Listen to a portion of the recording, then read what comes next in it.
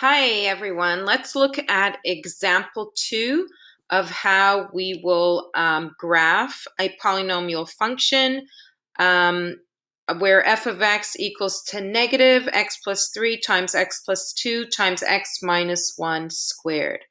All right, so the first thing we want to do, as I mentioned in the last video, is you want to find the degree of the polynomial. So I have x to the 1 here.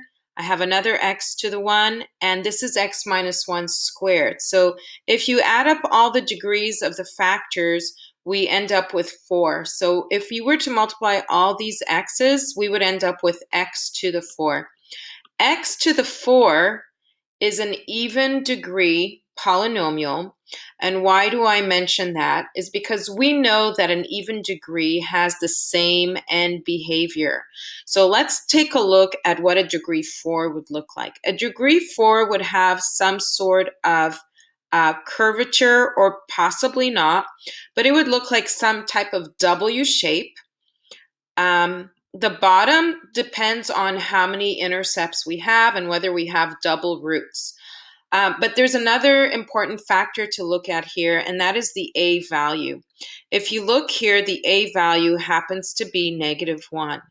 And if you remember what a negative A value does, is it will change the direction of the graph. So instead of the graph going upwards this way, actually a -1 will go down. So what we are interested is when we sketch this graph, that it will look like something of this sort. All right, so now let's take a look at the x-intercepts.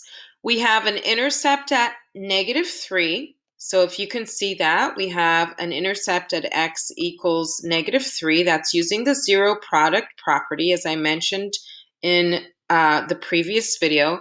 X plus 2, that means we have an intercept at -2.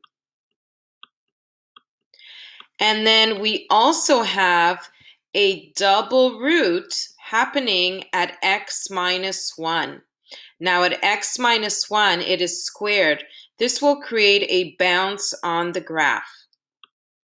So if you remember what a bounce is created when it touches the x-axis and then changes direction. So we have a bounce at x equals +1. So let me go ahead and write this, and I'll just put a little note that this is a bounce. All right, we can already start putting these points on the graph. So we have an intercept at -3, an intercept at -2, and an intercept at 1, which happens to be a double root. All right, next is our y-intercept. Our y-intercept always happens when x is equal to 0, so we're going to plug in 0 into the equation of this graph. So plugging 0 into x, and don't forget the a value, that's important, there's a negative here. We will have 0 plus 3 times 0 plus 2 times 0 minus 1, and then all of that squared. Simplifying this, this becomes negative times 3 times 2. And be careful here, we have -1 and then squared is +1. So our y-intercept is 3 times 2 times 1 times a -1, which happens to be -6. So when x is 0, y is -6. I'm going to put that point on the graph here. All right, when I sketch this, I'm going to keep in mind what I have here, that the graph is going down. So the end behavior, that is where y is going down. It's going to have the same end behavior in both directions. So I'm going to pass through the point -3. I'm going to pass through the point -2, but I'm going to bounce at 1. So let's see what that would look like. And remember, this is a sketch, so we're not going to see how high the graph goes in certain areas. But right here, I'm going to sketch the graph going through -3. It's going to go up. Now, how high up?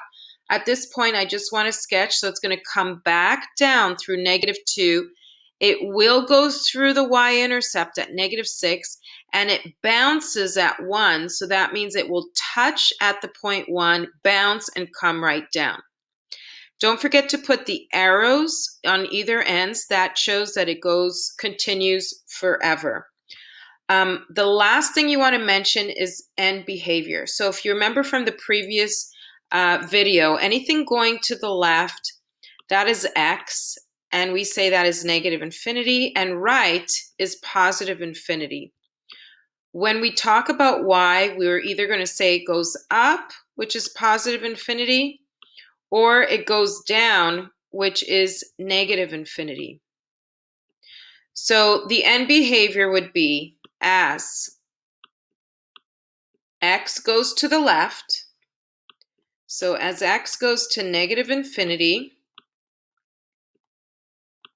you can see that y is going down. So we will say y goes to negative infinity. And as x goes to the right, in other words, when we look towards the right,